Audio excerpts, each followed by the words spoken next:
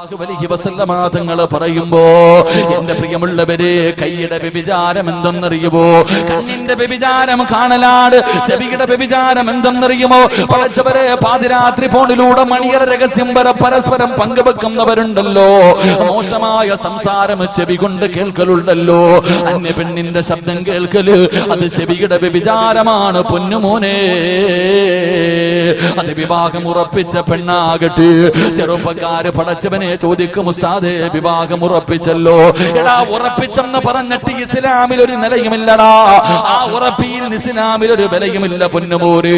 നിക്കാഹ് കഴിച്ചാലേ അവള് നിനക്ക് നിന്റെ ഭാര്യയാകൂ. നിക്കാഹ് കഴിക്കുന്നതിന് ഒരു സെക്കൻഡ് മുമ്പ് വരെ അവള് നിനക്ക് അന്യപുരുഷനാടാ. നാട്ടുകാരെ മുഴുവനും വിളിച്ചാല് നീ എത്ര സ്വർണം കൊണ്ടിട്ടാല് പടച്ചവനെ നിക്കാഹ് കഴിക്കുന്നതിന് ആ പ്രിയപ്പെട്ട പെണ്ണിന്റെ വാപ്പ നിന്റെ കയ്യിൽ പിടിച്ചു തരുന്നത് വരെ എന്റെ പൊന്നുമോനെ അന്യപുരുഷൻ തന്നെയാ, അവൾ അന്യ പെണ്ണ് തന്നെയാ. പടച്ചവനെ ഫോണിലൂടെ സംസാരിക്കുന്ന യുവത്വേ, മരിച്ച വ്യഭിചാരിയെ പോലെ മരിക്കണം ചെറുപ്പക്കാരാ. മരിച്ചുപോയാ വാപ്പാ പൊന്നുമക്കളെ ഒരുത്തം വന്ന് കണ്ടു ഇഷ്ടപ്പെട്ടു അല്പം സ്വർണ്ണമിട്ടിട്ട് വിവാഹം ഉറപ്പിക്കാൻ നിങ്ങളുടെ പൊന്നുമോളെ കെട്ടാൻ തയ്യാറാണെന്ന് പറഞ്ഞ ഒരു വാക്കിന്റെ ബലത്തില് നീ നിന്റെ പൊന്നുമോളെ ഫോൺ വിളിക്കാൻ അവസരം കൊടുത്താ നിന്റെ പൊന്നുമോള് വ്യഭിചാരിയാണ് വാപ്പാ. നിന്റെ പൊന്നുമോള് മരിച്ചുപോയാ വ്യഭിചാരിയെ പോലെയാണ് മരിക്കുന്നത്. നീ ആരെന്നറിയുവോ? നീ വ്യഭിചാരിയുടെ വാപ്പയാണ്. നിന്റെ പൊന്നുമോളെ വ്യഭിചരിക്കാൻ അവസരം ഉണ്ടാക്കി കൊടുത്തത് നീയാണ്. നിന്നെ പടച്ചുറപ്പ് വിടൂല. നിനക്ക് തടമ്പുണ്ടെങ്കിലും താടിയുണ്ടെങ്കിലും ഹാജിയാരാണെങ്കിലും പള്ളിയിലെ ഇമാമാണെങ്കിലും ഏത് കൊലകൊമ്പനാണെങ്കിലും അള്ളാഹു നിന്നെ വെറുതെ വിടില്ലെന്ന് നബി മുഹമ്മദ് മുസ്തഫ സല്ലല്ലാഹു അലൈഹി വസല്ലമ തങ്ങൾ പറയുകയാണ്. നാളെ പടച്ചുറപ്പിന്റെ പരലോകത്തില് ഏറ്റവും വലിയ വൃത്തികെട്ടവര് 3 വിഭാഗമാണ്. ഏറ്റവും വലിയ വൃത്തികെട്ടവര് 3 വിഭാഗമാണ്. ആ 3 വിഭാഗത്തിൽ ഒന്നാമത്തെ വിഭാഗം ഏതെന്നറിയുവോ? തന്റെ ഭാര്യയും മക്കളും തെറ്റ് ചെയ്യുമ്പോ അതിന് സാരമായി തള്ളിക്കളയുന്ന വാപ്പാ നീയാണെന്ന് നബി മുഹമ്മദ് മുസ്തഫ സല്ലല്ലാഹു അലൈഹി വസല്ലമ തങ്ങൾ പറയുകയാ.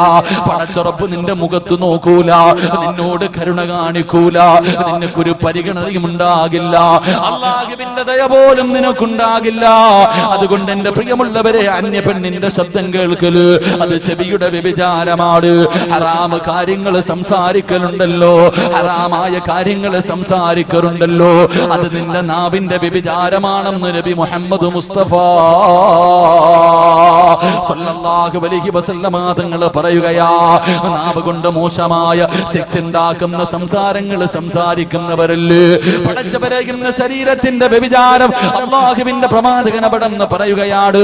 മോശമായത് സംസാരിക്കൽ നിന്റെ നാവിന്റെ വ്യഭിചാരമാ. അല്ലാഹുവേ, കൈയുടെ വ്യഭിചാരം എന്തെന്നറിയോ? അന്യ പെണ്ണിന്റെ ശരീരത്ത് തൊടല് കൈയുടെ വ്യഭിചാരമാണെന്ന് നബി മുഹമ്മദ് മുസ്തഫ സല്ലല്ലാഹു അലൈഹി വസല്ലമ തങ്ങൾ പറയുമ്പോ, കല്യാണ വീട്ടിലേക്ക് കടന്നു ചെല്ലുമ്പോ ഒരുപാട് തിരക്കുകൾ ഉണ്ടാകുമ്പോ ബസ്സിനകത്ത് യാത്ര ചെയ്യുമ്പോ പടച്ചവനെ ചിലർ കന്യ പെണ്ണുങ്ങളുടെ ശരീരത്തൊന്ന് തടകുന്നത് ഒന്ന് തൊടുന്നത് വല്ലാത്ത ഇഷ്ടമാണ്. എങ്കിൽ അല്ലാഹുവിന്റെ റസൂല് പറയുന്നു, ചെറുപ്പക്കാരാ, അന്യ ഒരു പെണ്ണിന്റെ ശരീരത്ത് തൊടുന്നതിനേക്കാളും നല്ലതെന്നറിയുവോ? ഏതെങ്കിലും ഒരു അന്യ പെണ്ണിന്റെ ശരീരത്ത്, ഏതെങ്കിലും ഒരു അന്യ ചെറുപ്പക്കാരന്റെ ശരീരത്ത് നിങ്ങൾക്ക് ആർക്കെങ്കിലും തൊടണമെന്ന് ആഗ്രഹമുണ്ടായാൽ അവളെ തൊടുന്നതിനേക്കാളും നല്ലതെന്തെന്നറിയുവോ? അന്യ ഒരു പെണ്ണിന്റെ ശരീരത്ത് തൊടുന്നതിനേക്കാൾ ഏറ്റവും നല്ലതെന്തെന്നറിയുവോ? കാഷ്ടത്തിൽ കിടക്കുന്ന പന്നിയുണ്ടല്ലോ, തൊട്ടാൽ 7 വെള്ളത്തിൽ കഴുകണമെന്ന് പറയുന്ന നീ പറിച്ചവര്, ആ പേര് തന്നെ നിനക്ക് വല്ലാത്ത അലർജിയാണല്ലോ.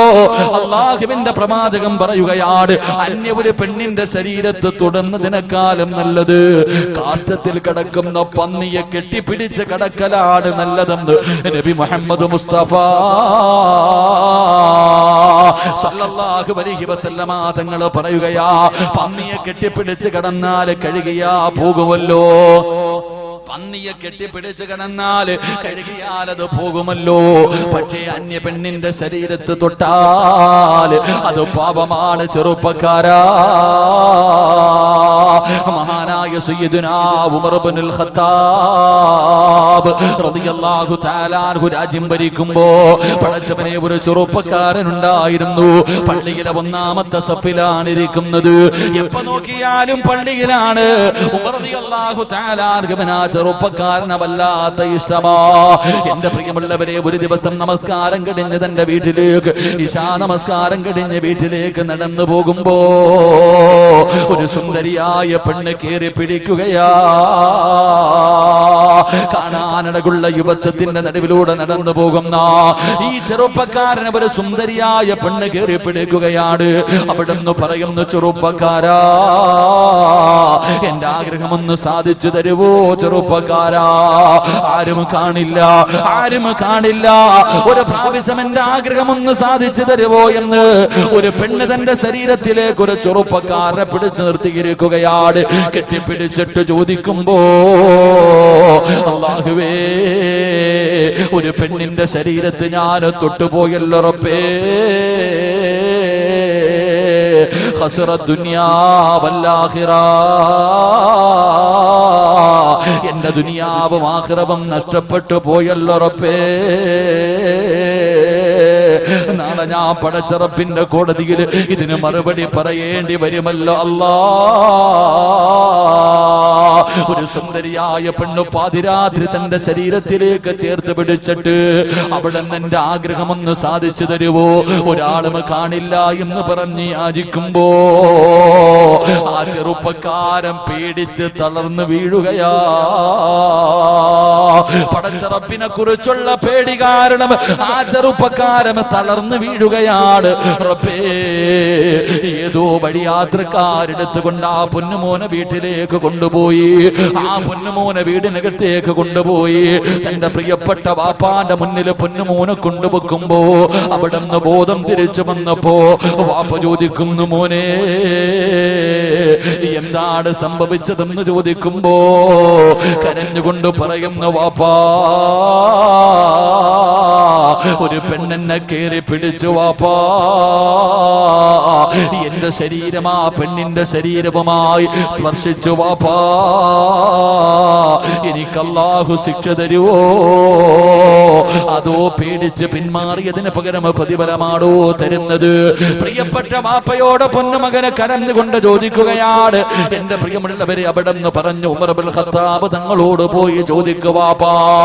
അവസാനം തന്റെ പ്രിയപ്പെട്ട പൊന്നുമോര് പറയുമ്പോ അവസാനം ഉമർ ഇബ്നുൽ ഖത്താബ് റളിയല്ലാഹു തആല അൻഹുവിന്റെ അടുക്കൽ പോയി കാര്യങ്ങൾ മുഴുവനും പറഞ്ഞിട്ട് തിരിച്ചു വരുമ്പോ സുബ്ഹാനല്ലാഹ്, നെഞ്ചു പൊട്ടിയിട്ട് മരിച്ചു പോയടാ ചെറുപ്പക്കാരാ.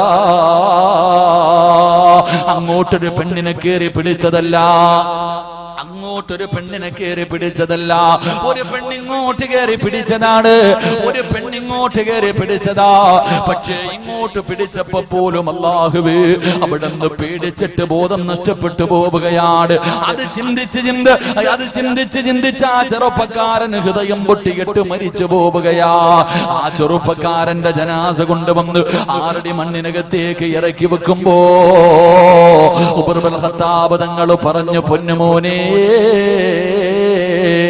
വലിമൻ ഖാഫ മഖാമ റബ്ബിഹി ജന്നതാ. മോനെ, ഒരു തെറ്റ് ചെയ്യാൻ അവസരം കിട്ടിയപ്പോ പടച്ച റബ്ബിനെ കുറിച്ച് പേടിച്ചിട്ട് മാറിയ പൊന്നുമോനെ,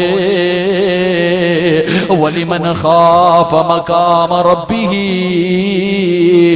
ജന്നതാ.